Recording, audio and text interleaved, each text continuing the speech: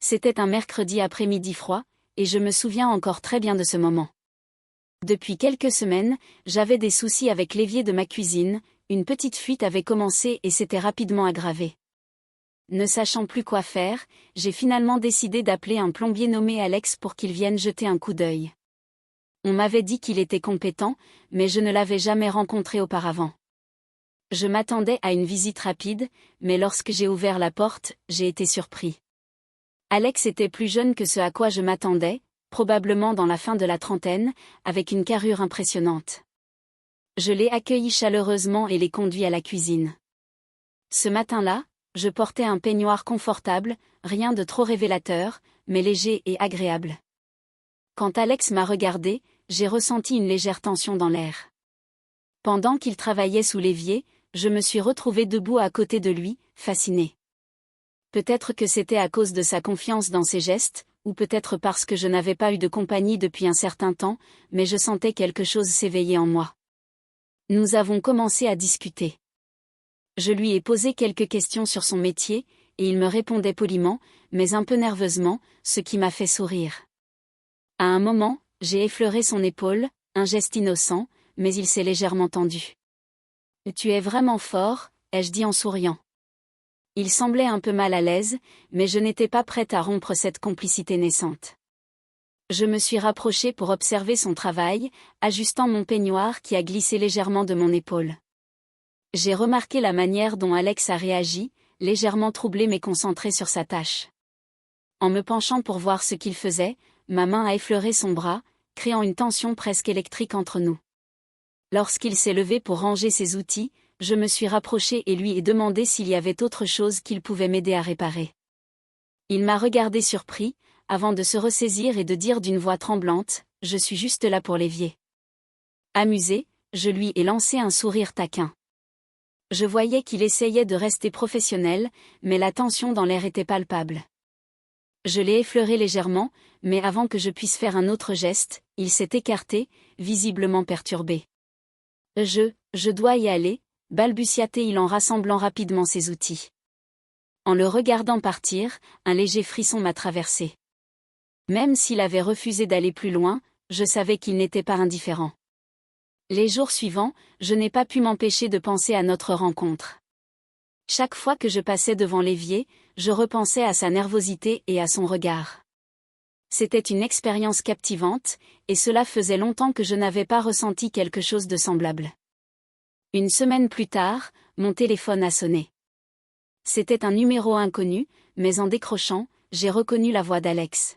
« Bonjour, c'est Alex, le plombier. Je voulais juste m'assurer que la réparation tenait bien. » Sa voix, bien que professionnelle, trahissait un léger tremblement. Souriante, je lui ai répondu « Oh, merci Alex, c'est gentil de ta part de vérifier. Tout va bien avec l'évier, mais il y a peut-être un petit problème dans la salle de bain.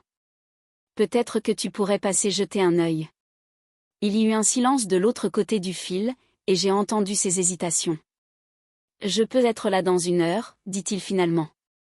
Quand j'ai raccroché, un léger frisson d'excitation m'a traversé. Cette fois, je n'avais pas l'intention de le laisser s'échapper aussi facilement. Je savais qu'il ressentait quelque chose, même s'il tentait de l'ignorer, et j'étais déterminée à faire avancer les choses. Lorsqu'Alex est arrivé, il semblait plus nerveux que la première fois. Son assurance habituelle était là, mais je pouvais percevoir une certaine hésitation. Quand il est entré dans la salle de bain, il a dit « en regardant autour de lui, comme s'il tentait de se concentrer sur autre chose que moi. Je l'ai conduit à l'étage où un petit problème avec le robinet l'attendait, la poignée était desserrée, bien qu'il n'y ait pas de fuite. Il s'est agenouillé pour vérifier, se concentrant entièrement sur la tâche, mais je pouvais sentir qu'il était plus conscient de ma présence que jamais. Je l'observais en silence, un silence lourd de non-dits, presque douloureux, rempli d'émotions refoulées. Finalement, je n'ai pas pu résister et ai brisé cette immobilité en prononçant son nom. « L'Alex », dis-je doucement, laissant mes mots flotter entre nous comme une invitation.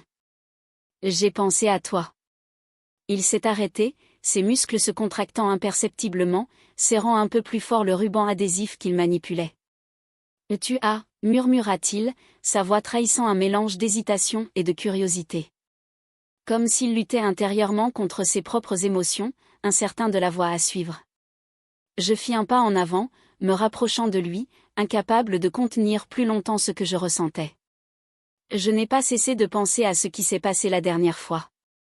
Ses yeux se sont voilés de quelque chose d'indéfinissable, ses mâchoires se sont serrées, et je l'ai vu lutter contre ses propres sentiments. Il finit par murmurer, presque pour lui-même, « Je suis un professionnel. Ce ne serait pas correct. » Un sourire effleurant mes lèvres, je répondis, « Qui décide de ce qui est bien ou mal, Alex ? Sommes-nous vraiment obligés de suivre ces règles imposées par d'autres ? Nous sommes adultes, et nous savons tous les deux qu'il y a quelque chose entre nous. » À mesure que je parlais, je me rapprochais encore, sentant la chaleur de sa présence. Son souffle s'accélérait imperceptiblement, ses mains tremblaient légèrement alors qu'il continuait à serrer la poignée du robinet. Ses gestes devenaient maladroits, trahissant son trouble. Il se redressa enfin, ses yeux plongeant dans les miens, un conflit intense et brûlant. « Et tu n'as pas besoin de lutter » murmurai-je en posant délicatement ma main sur sa poitrine, ressentant les battements rapides de son cœur sous ma paume.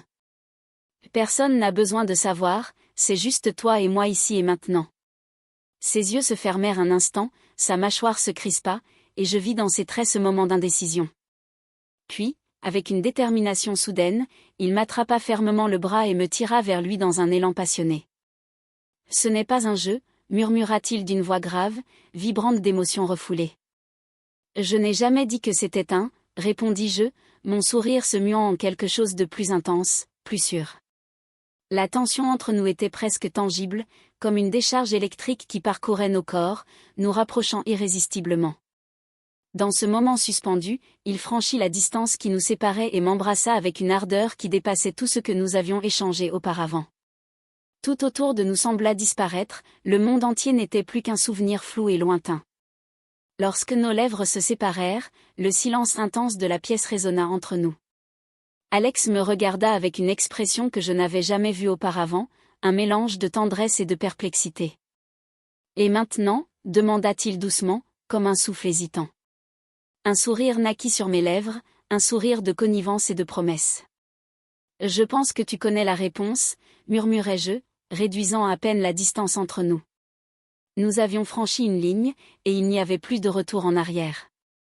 Dans ce moment de vulnérabilité partagée, il hésita une dernière fois, puis me tendit la main sans hésitation, cette fois, laissant de côté toute retenue.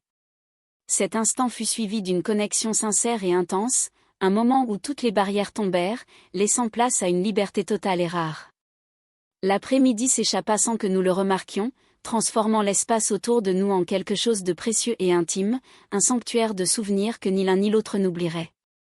À travers nos échanges, il m'avait confié que la réparation des objets lui procurait un apaisement, une routine qu'il pouvait contrôler, quelque chose qui lui offrait stabilité et réconfort dans un monde souvent chaotique.